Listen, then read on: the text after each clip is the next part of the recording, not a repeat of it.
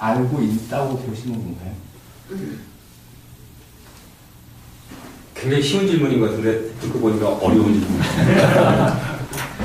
그 가나타니 고진이 MCN-운동에서 C를 고리를 끊자, 네? 그 막스주의가 생산당을 중시하는데 아까 가나타니 고진 비슷한 얘기를 서인표 박사가 했어요. 그러니까 소비의 순간을 같이 동시에 끊어버리면 뭐 한 일주일쯤 안 먹어도 초파업인데 소비 총파업 뭐 이런 그런 스위치도 있죠 분명히. 근데 물론 이제 이게 이 사실 일주일씩 굶을 수가 없기 때문에 문제는 이제 이게 심각하고 아까 분열적인 수밖에 없는데 결국 생산의 전환과 소비의 전환을 동시에 어떻게 이룰 것이냐. 저는 그걸 걸어가면서 자기가 자기 몸을 걸어가면서 일가수술을 하면서 한쪽은 동시에 일을 해야 되는 이런 상황이라고 이제 생각을 하는데 아무튼 그 얘기하셨듯이 각종 피크가 다가오고 있고 위기, 한계, 그다음에 뭐 이게 붕괴가 될지 자본주의는 붕괴하고 지옥으로 들어가는 뭐 그런 과정일 수도 있고 근데 어쨌든 오늘 얘기의 주제는 전체적으로 주체 위기의 성격과 이런 부분은 굉장히 많이 얘기됐기 때문에 이제는 전환을 위한 그 사회 전체의 모습도 전혀 다를 것이라고 보고 현재 주체를 새로운 형태로 전환해야 될 필요성에 대해서 이제 이 세 분이 다 사실은 다 강조를 하신 거거든요. 그 주체 전환에 이 서영도 박사는 좀 더 구체적으로 이제 전환 이행이라고 하는 문제, 그러니까 전환의 필요성이나 당위성은 사실 많이 느끼고 있는 거니까 실제적인 이행의 프로세스를 어떻게 보자라는 쪽에 좀 초점을 둬서 얘기를 한 건데 이제 그 문제 내가 그렇게 가려면 뭐가 문제냐라고 했을 때 그거를 이 중간이 비어있는 것을 알기 위해서는 위부터 아래까지 중간 좌우까지가 어떻게 생겼는지 지도가 또 필요하다는 이제 그런 문제도 있고요. 그러니까 그게 과거에 뭐 최근에 보니까 그 안현현 선생님과 그 뭐 사회구성체론을 다시 사회구성체론을 재구성할 필요가 있다. 지도 그리기를 위해서 뭐 이행이 어떤 형태로 이루어질지를 판단하기 위해서라도 그런 게 있다면 또 한쪽으로는 동시에 이제 구명보트 얘기를 했는데 구명보트를 기본적으로 지을까 말까 뭐 이게 어느 딱지 붙일까를 생각하기보다는 일단은 만들면서 문제를 제기하는 그런 좀 더 실천적인 그런 논의가 훨씬 시급한 거 아니냐 이런 얘기도 된 셈이고요. 중간에 선생님 말씀하신 중에 선생님 질문에 어떻게 대답을 할까 좀 아주 간단하지만 대단히 어려운 질문인 것 같은데 그러니까 김영훈 선생님 아까 말씀하셨던 것처럼 우리가 똑같이 다 러닝머신을 뛰고 있지만 어떤 러닝머신은 기계가 있고 어떤 사람들은 위치까지 알고 끄려고 하는 사람도 있고요. 아예 끄는 장치가 없는 러닝머신도 있을 수 있고요. 있긴 있는데 찾지 못하는 그런 걸 수도 있다고 생각합니다. 그래서 저는 키워드를 세 개를 말하면 이게 소위 말하는 커패시티의 문제고 그 다음에 펄리스의 문제고 프로젝트의 문제라고 생각해요. 그러니까 소위 말하는 대안적 기획이라고 하는. 근데 그 대안적 기획이 기획으로만 있는 게 아니라 구체적인 펄리시로 그러니까 이 정책으로 나타나야 되는데 그 정책이 뭐냐? 기계 없으면 그걸 만들 수 있게끔 사람들이 끄는 장치를 만들 수 있게끔 아니면 차라리 뭐 가위로 이 전원을 차단해서 끊을 수 있는 어떤 그 커패시티를 만들어주는 방향으로 펄리시가 만들어져야 거기로부터 대안적인 프로젝트 기획이 생겨날 수 있지 않을까 그렇게 약간 비유적으로 이렇게 말씀드릴 수 있을 것 같아요. 네, 저도 간단하게 말씀이 잘못 드렸으면 죄송합니다. 부제로 보면 그 삶의 정치로부터 사회주의 정치로 이렇게 다르시네요. 그렇죠? 무엇을 의미하는 것은 알겠습니다만 아까 도론자께서 말씀하시듯 그런 좌파들은 레닌주의적 또는 사면주의적 어떤 국가에 포획된 마치 권력의 것처럼 비춰지는 그런 것과도 좀 다른 생각을 좀 갖고 있는데요. 또 사회주의자들이 뭐 자본주의 자동 분기론 위기를 막 부추겨가지고 뭐 마치 토큰들은 자본주의 강나 이렇게 좀 생각하시는 것이 아닐까. 그 문제와 연관이 있는데 삶의 정치로부터 사회주의 정치 이게 진정한 사회주의 정치는 저는 삶의 정치라고 생각하거든요. 우리 일상들을 바꿔 그죠? 권력을 장악하고 무슨 뭐 이런 게 아니에요. 그건 참으로 외롭던 스탈린주의적 사회주의 개념들이 일부 갖고 계신 게 아닌가. 용어 속에도.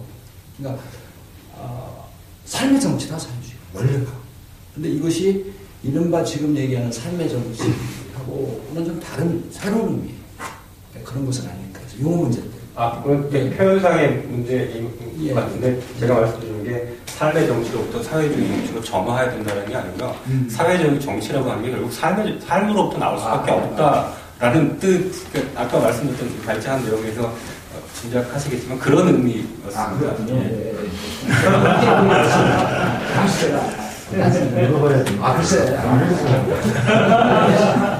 사회 성격 논쟁 내지 사회 정체를 다시 보는 거는 늘 굉장히 좋은 일이 아니라 늘 필요한 일이었죠. 사실 뭘 하려면 기본이 약간 인식의 지도 그리기, 프레드릭 제임슨 식으로 얘기하면 그런 건데, 근데 예전에 사회 성격 논쟁은 뭐였냐 하면은 굉장히 복잡한 세상을 몇 가지 태제로 좀 구겨 넣어 보려고 그러면은 이제 뭘 해야 될지 1, 2, 3번이 나온다고 생각을 했던 건데, 지금도 그 사회 성격에 아까 얘기했던 제가 얘기했던 오일 피크의 문제, 기후변화의 문제, 폐폐기물의 문제가 들어갈 거냐. 이거는 이렇게 경제 지표 봐서 나오는 게 아닌 거잖아요. 그러니까 기존의 막스주의 경제학에 없던 외부 요소. 이걸 내부화해야 되는 것이죠. 근데 그거 말고도, 그러니까 에너지 환경 어떤 생태계 문제 말고도 다른 요소는 굉장히 많아요. 그래갖고 지도 그리기가 필요하지만 생각을 해봅시다. 지도 그리기가 여러 도법이 있잖아요.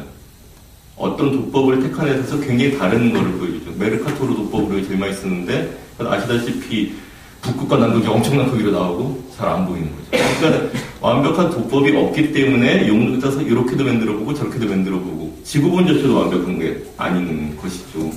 그래서 저는 이 사회 성격에 대한 지도 그리기도 좀 그런 거다라고 좀 비유적으로 생각을 해봤으면 좋겠고, 그래서 지금 이 좌파 이론가든 이 활동가든 고질적으로 이게 뭐 하나가 절대적이고 다른 거는 다 이거는 개량이거나 이게 상황을 혼선을 가져오게 하거나 뭐 이렇게 하는, 뭐 신명 선생님 민주주의 굉장히 열심히 운동하시는데 이거 굉장히 중요하지만 이게 전부다 그러면은 그건 논쟁을 해야 되는 거죠. 다른 거를 굉장히 망가뜨릴 수도 있습니다.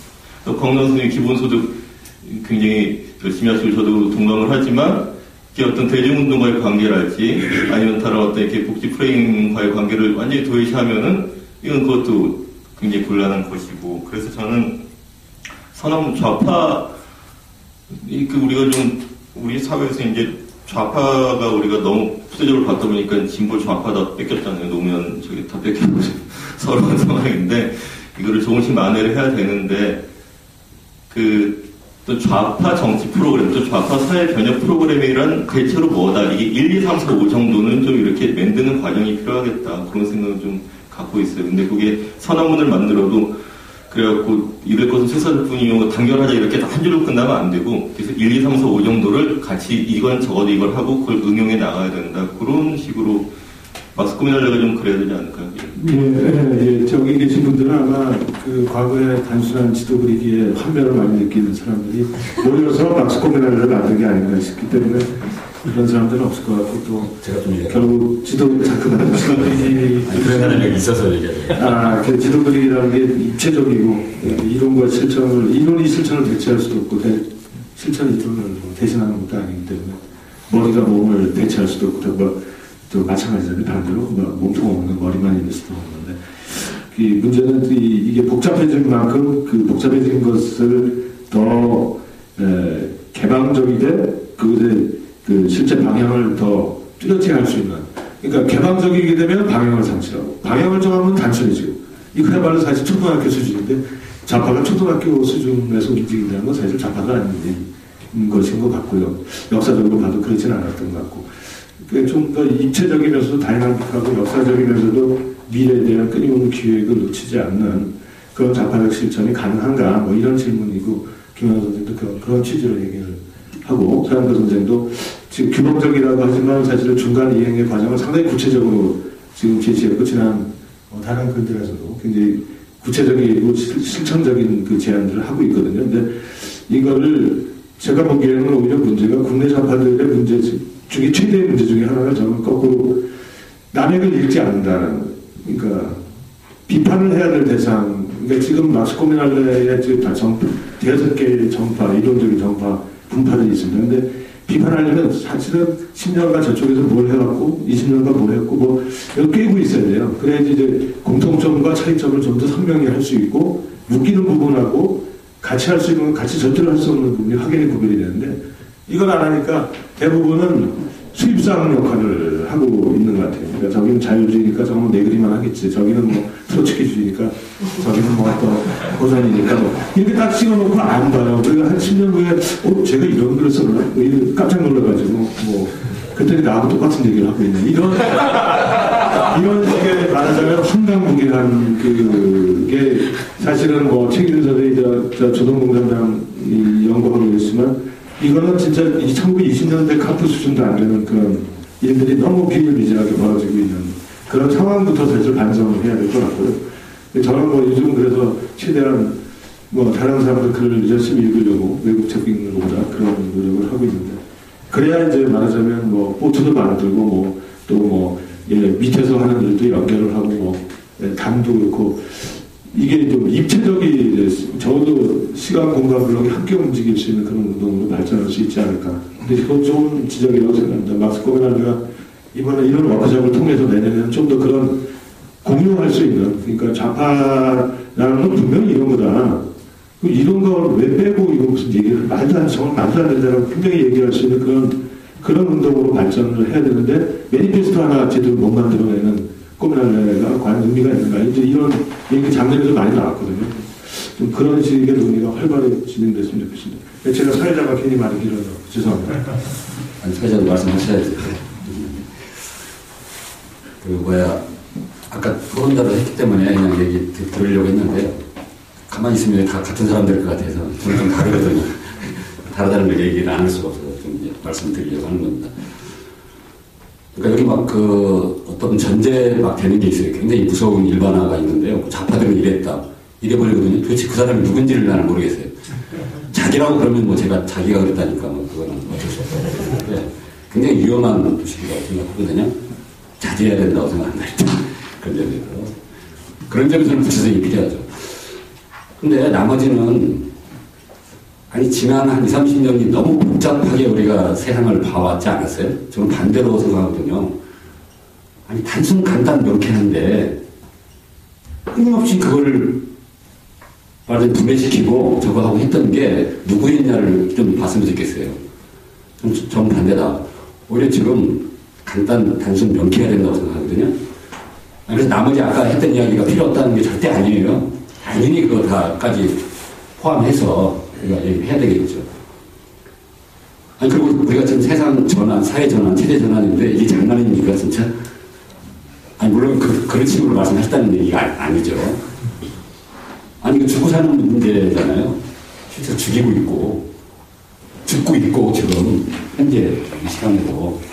이게 무슨 얘기냐면, 이 적대성 자체를 전제해야죠. 근데 제가 봐서는 그냥 그거는 하는 얘기예요. 이렇게 들어보면. 그냥 그건 있고, 그리고는 빼먹어, 이제. 그거는 이제 그냥 팽개쳐 놓고, 그 밑에서만 자꾸 어떤 얘기를 하려고 하니까 굉장히 복잡해지는 거죠. 문제는 간단한데. 물론 간단하다고 해서 일이 쉽게 해결된다. 제가 이 말씀 드리려고 하는 게 아니고, 해결이 안 되잖아요. 어렵죠. 분명히 그 점에 대해서 같이 고민하고, 머리를 맞대고, 필요하면 지도도 그리고, 필요했으면 다시 그리고 하는 건 저 다 동의하고 공감합니다. 그렇게 해야 됩니다. 내가 먹을 건 유치원에 다 되었다 이런 얘기 있잖아요. 세상이 그렇게 말하자면 그 점에서 우리가 자꾸 너무 후퇴한다는 거예요. 자꾸. 네?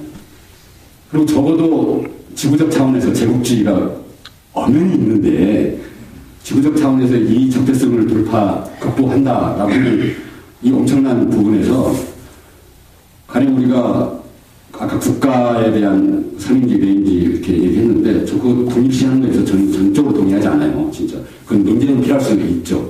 또 일부 그렇게 얘기할 수도 있겠죠. 또 그렇게 비치도록 전 세계 좌파들이 저지를 잘못도 수없이 있다고 저도 봅니다. 그냥 그 좌파가 다 그렇다 이렇게 해버리면 곤란하다는 거죠. 그 점에 대해서는 충분히 논의할 수 있는데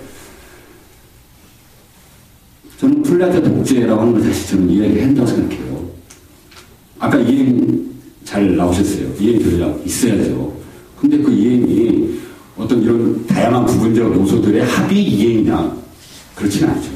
다양한 요소들이 존재하는 건 맞아요. 추측해야 됩니다, 거기서. 그건 맞는데, 그 산술적 합의 이행은 아니라는 거죠. 그럼 명확히 그걸 해놓고, 나머지는 얼마나 논의하자는 거예요. 같이 하고, 서로 할 수 있다라고 하는 건데, 이런 것들을 다 사상해버린 채, 물론 그 일부의 또 전 세계적인 한국의 좌파들 뭐 신망 어떤 의미로 가는 것은 세계 좌파도 다 후졌다고 생각하거든요. 우리가 따라야 될 지금 좌파가 어디 있습니까, 전 세계. 우리가 만들어야 된다고 생각해요. 또 한국이 동아시아에서 갖고 있는 8.1 이후에 이 투쟁과 운동의 경험을 살려서 아니 우리가 아까 보따리 장사 하지 말자고 진짜 도움을 안 하셨거든요. 그래서 어떤 면에서 다시 이론의 시대다 저는 그렇게 생각합니다. 다시 이론을 정말 재구성해야 돼요. 이론이 지금 다 엉망진창이 됐다고 저는 그렇게 생각하거든요. 지난 시기는 거꾸로 운동의 시기였어요. 그다음에 여러 가지 운동들이 펼쳐나왔던 건 사실이에요.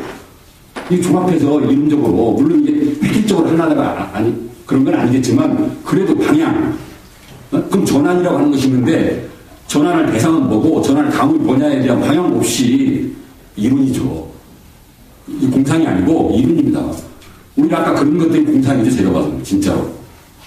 이런 점들을 그렇게 토론해서 느꼈고 막스 꾸미날레가 저는 지난 5년 동안 펼쳐봤다고 생각해요. 이제 펼칠 만큼 펼쳤어요. 더 이상 펼칠 거 있으니까 이제 집중해야죠. 저는 노아이라고 생각해요. 그런 점에서. 사회 성격 논쟁 내지 사회 성격에 다시 보는 거는 늘 굉장히 좋은 일이 아니라 늘 필요한 일이었죠. 사실 뭘 하려면 기본이 약간 인식의 지도 그리기, 프레드릭 제임슨 식으로 얘기하면 그런 건데, 근데 예전에 사회 성격 논쟁이 뭐였냐 하면은 굉장히 복잡한 세상을 몇 가지 태제로 좀 구겨 넣어 보려고 그러면은 이제 뭘 해야 될지 1, 2, 3번이 나온다고 생각을 했던 건데, 지금도 그런 사회 성격에 아까 얘기했던 제가 얘기했던 오일 피크의 문제, 기후변화의 문제, 폐폐기물의 문제가 과연 들어갈 거냐. 이거는 이렇게 경제 지표 봐서 나오는 게 아닌 거잖아요.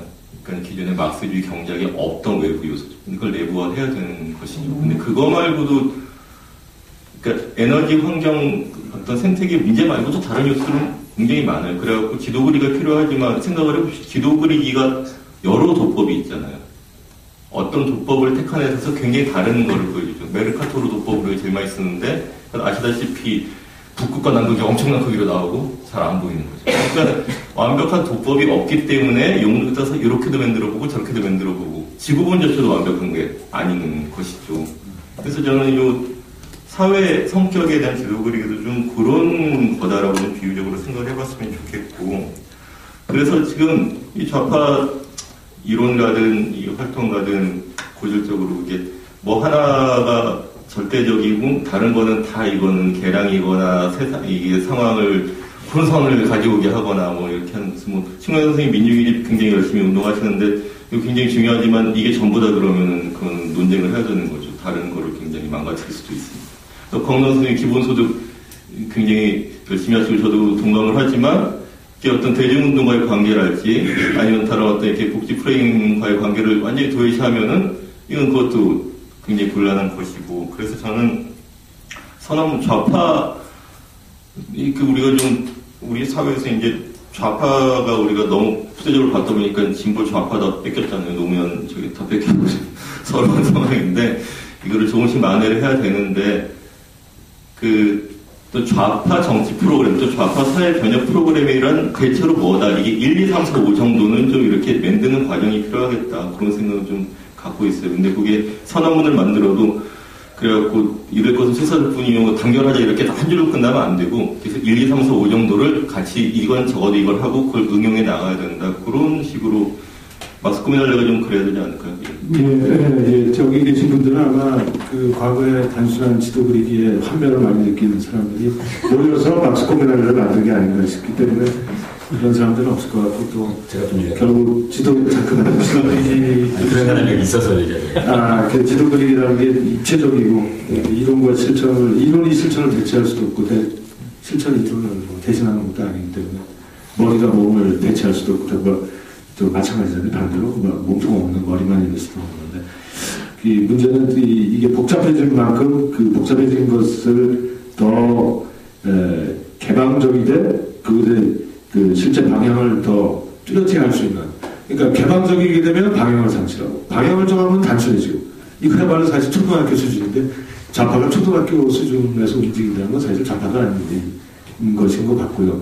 역사적으로 봐도 그렇지는 않았던 것 같고, 좀 더 입체적이면서도 다이나믹하고 역사적이면서도 미래에 대한 끊임없는 기획을 놓치지 않는 그런 좌파적 실천이 가능한가, 뭐 이런 질문이고, 김영환 선생도 그런 취지로 얘기를 하고, 서영도 선생도 지금 규범적이라고 하지만 사실 중간 이행의 과정을 상당히 구체적으로 지금 제시했고, 지난 다른 글들에서도 굉장히 구체적이고 실천적인 그 제안들을 하고 있거든요. 근데 이거를 제가 보기에는 오히려 문제가 국내 좌파들의 문제 중에 최대의 문제 중에 하나는 저는 거꾸로 남에게 읽지 않는다는, 그러니까 비판을 해야 될 대상, 그러니까 지금 마스코미날레의 대여섯 개의 정파, 이론적인 정파, 분파들이 있습니다. 근데 비판하려면 사실은 10년간 저쪽에서 뭘 해왔고 20년간 뭘 했고 뭐 이거 꿰고 있어야 돼요. 그래야지 이제 공통점과 차이점을 좀 더 선명히 할 수 있고, 묶이는 부분하고 같이 할 수 있는 건 같이 절대로 할 수 없는 부분이 확연히 구별이 되는데, 이걸 안 하니까 대부분은 수입상 역할을 하고 있는 것 같아요. 그러니까 저기는 자유주의니까 저건 내그리만 하겠지, 저기는 뭐 트로츠키주의니까 저기는 뭐 또 고전이니까 뭐 이렇게 딱 찍어놓고 안 봐요. 그리고 한 10년 후에 제가 이런 글을 썼나? 뭐 이런 깜짝 놀라가지고 뭐 그때는 나하고 똑같은 얘기를 하고 있네. 이런 식의 말하자면 황당무계한 그게 사실은 뭐 책임서의 조선공산당 연구하고 있지만, 이거는 진짜 1920년대 카프 수준도 안 되는 그런 일들이 너무 비일비재하게 벌어지고 있는 그런 상황부터 사실 반성을 해야 될 것 같고요. 저는 뭐 요즘 그래서 최대한 뭐 다른 사람들 글을 열심히 읽으려고 외국 책 읽는 것보다 그런 노력을 하고 있는데, 그래야 이제 말하자면 뭐 포트도 만들고 뭐 또 뭐 밑에서 하는 일도 연결을 하고 뭐 담도 그렇고, 이게 좀 입체적이 적어도 시간 공간 블록이 함께 움직일 수 있는 그런 운동으로 발전할 수 있지 않을까. 근데 그건 좋은 지적이라고 생각합니다. 막스 코미날레가 이번에 이런 워크숍을 통해서 내년에는 좀 더 그런 공유할 수 있는, 그러니까 좌파라는 건 분명히 이런 거다, 이런 걸 왜 빼고 이거 무슨 얘기를 말도 안 된다고 분명히 얘기할 수 있는 그런 운동으로 발전을 해야 되는데, 매니페스토 하나 제대로 못 만들어내는 코미날레가 과연 의미가 있는가, 이제 이런 얘기 장면도 많이 나왔거든요. 좀 그런 식의 논의가 활발히 진행됐으면 좋겠습니다. 제가 사회자가 괜히 말이 길어서 죄송합니다. 아니, 사회자도 말씀하셔야지. 아까 토론자도 했기 때문에 그냥 얘기 들으려고 했는데요. 가만히 있으면 다 같은 사람들 것 같아서 저는 좀 다르거든요.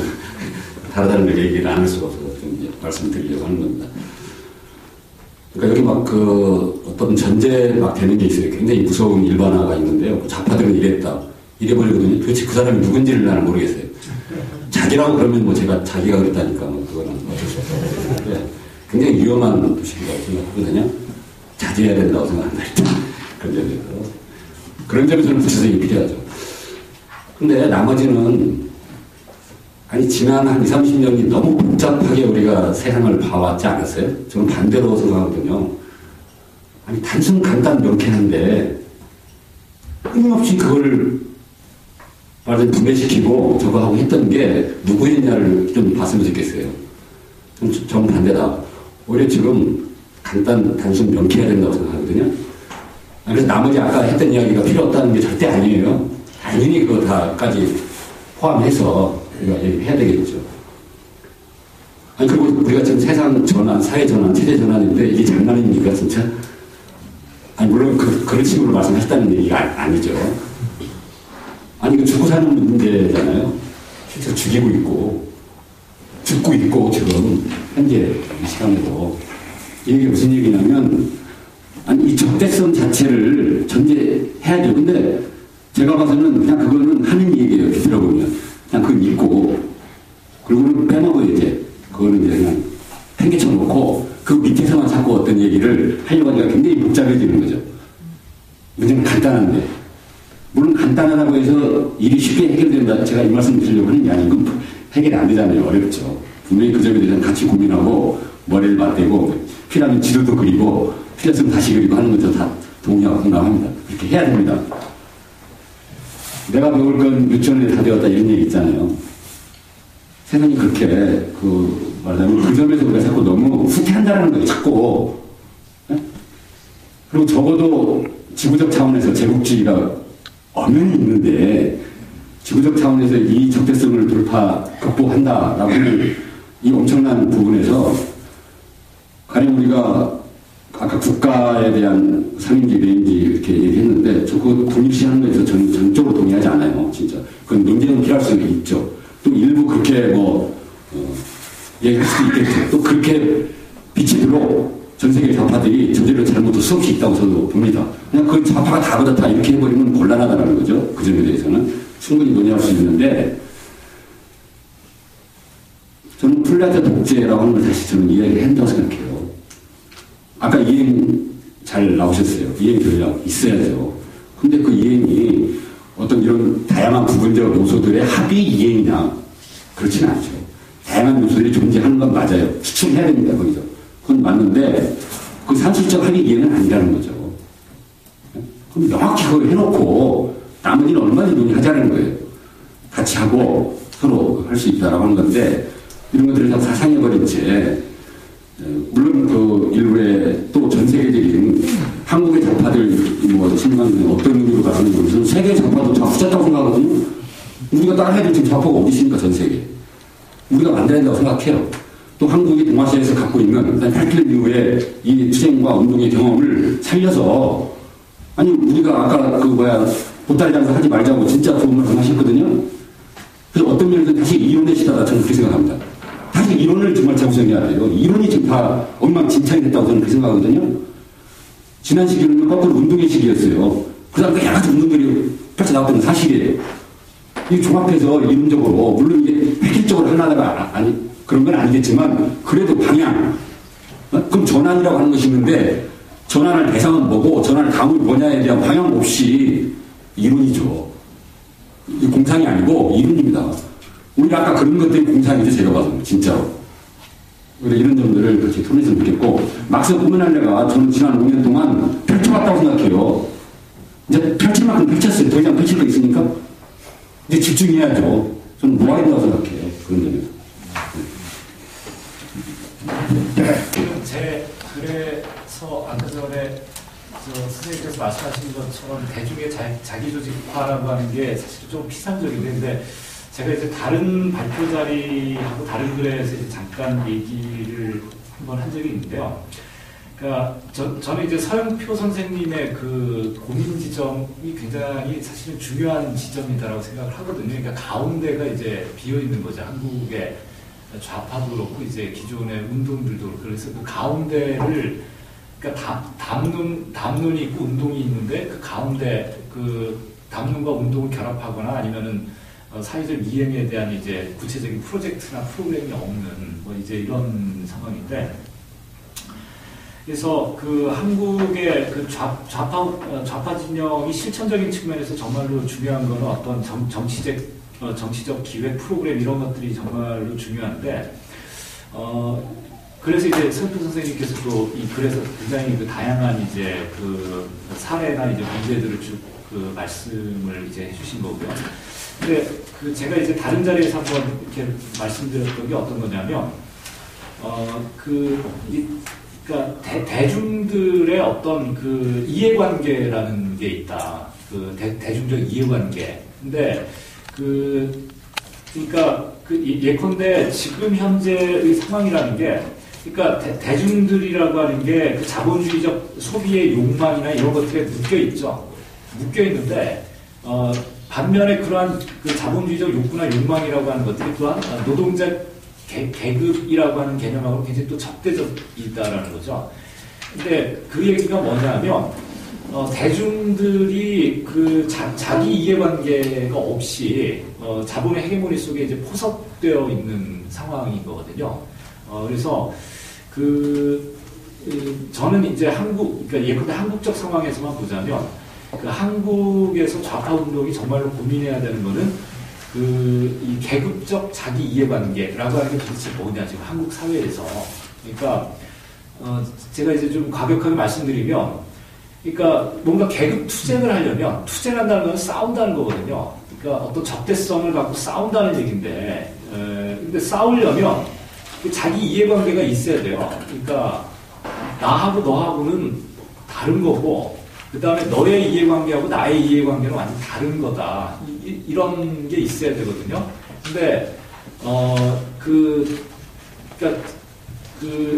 그런 측면에서 그 한국의 지금 좌파 운동, 그 다음에 아까 전에 이제 서영표 선생님께서 말씀하셨던 그 중간 과정이죠. 그러니까 중간 과정의 그 내용성을 채워넣는다라고 하는 거는, 그러니까 당위적인 얘기를 되풀이해서는 어떤 그 중간의 내용들이 채워지기는 굉장히 어렵고, 제가 봤을 때 아주 구체적으로 그러니까 자본의 이해관계와 명확하게 구분이 되는 한국 사회에서 대중적 이해관계라는 게 도대체 뭐냐라고 하는 것서부터 사실은 이 고민이 좀 시작이 돼야 되지 않을까. 근데 기존에 그런 고민들이 이제 별로 없었다는 거죠.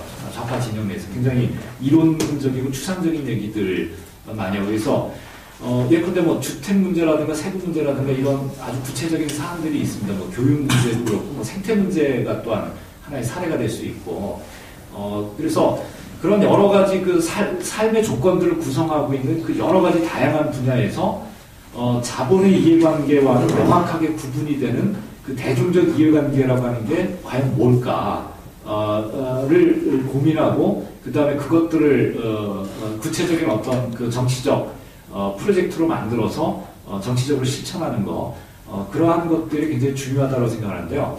그런 측면에서 이제 서영표 선생님께서 말씀하셨던 정책의 문제라고 하는 것도 저는 굉장히 중요하다고 생각합니다. 따라서 그런 측면에서 여전히 당운동과 노동조합 운동과 같은 이런 조직화된 운동은 저는 굉장히 중요하다라고 생각하면서, 그런 어떤 조직화된 운동들이 갖고 있는 어떤 그 가치라든가 중요성들을 부정하는 것은 그런 오히려 운동을 방기하는 오류를 범할 가능성이 굉장히 높다라고 생각합니다.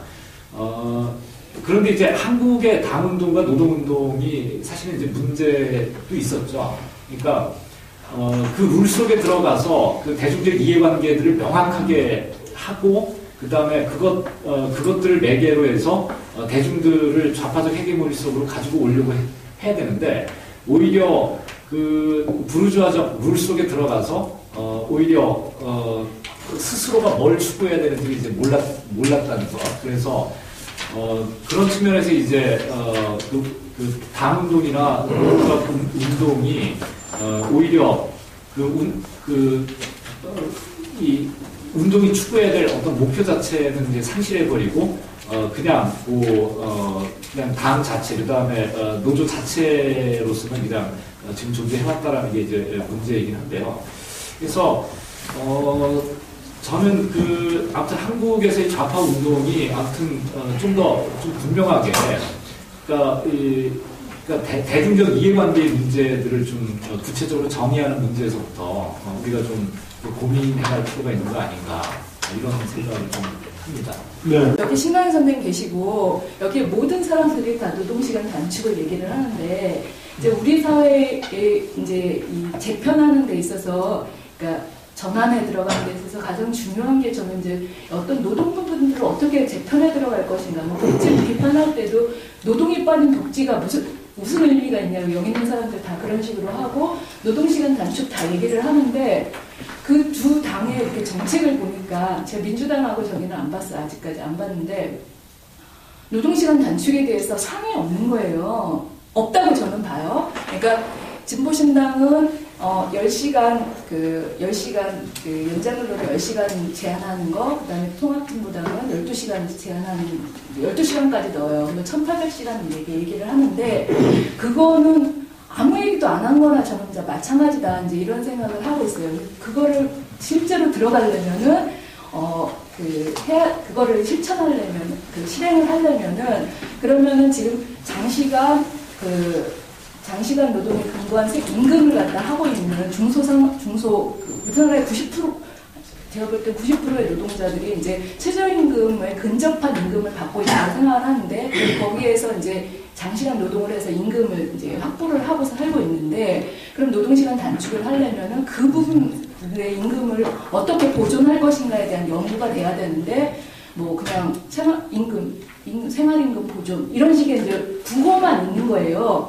그러면 그 그 우리나라 그 임금 구조가 어떻고 거기에 도대체 전환하려면은 그 예산이 얼마 정도가 되고 이런 거에 대한 연구가 하나도 없는 거죠. 아무 데서도 이제 안이 없는 거고 또 하나는 그 부분 하나 하고 그다음에 이번에 제가 꼼꼼히는 안 봤지만 이번에 이제 일자리 창출에 대한 게 없더라고요. 어디 신문에서는 뭐 성장에 대한 거를 아무도 안 건드린다. 모든 새누리당부터 시작해갖고 안 건드렸다. 이번에 이런 얘기가 있었는데 일자리 창출에 대해서 제목은 있는데 일자리 창출을 거기 안 건드려요. 그러니까 노동시간 단축을 얘기를 하면은 그럼 노동시간 단축하면은 그만큼 일자리 창출로 연결을 시키는 안들이 나와야 되는데 그거에 대한 게 아무것도 없는 거예요. 두 당에서.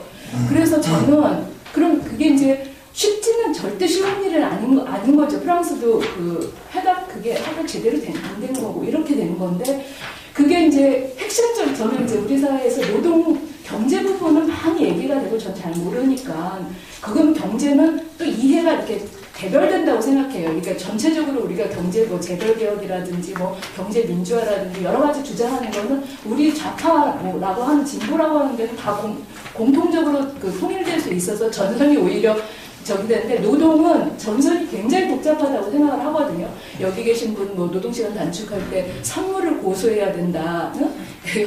그 현대자동차 이렇게 주장하시는 분부터 시작해갖고 굉장히 복잡한 자본의 이해와 노동의 이해가 갈리고 있고 이것들을 해낼 뭔가 안들이 나와야 되는데 말만 노동복지, 노동 얘기를 하면서 그런 거에 대한 고민 집중적인 연구라고 해야 되나? 이런 것들이 하나도 없는 거예요. 저는 되게 놀랐어요. 그 부분에 있어서 통합진보당하고 진보신당 이렇게 정책을 보면서 진보신당은 두 장짜리밖에 안 봐갖고 더 있는지는 모르겠는데 그래서 실제로 그러니까 아까 정책 얘기도 많이 나오고 이제 저도 이제 서른도 박사님 얘기 되게 중요하게 생각하고 이제 그런 고민도 하고 이제 사업도 이제 진보신당이 제안해놓고 이렇게 한 것도 있는데 그런 부분 말고 정말 이렇게 노동사회를 재편해 들어갈 수 있는 어떤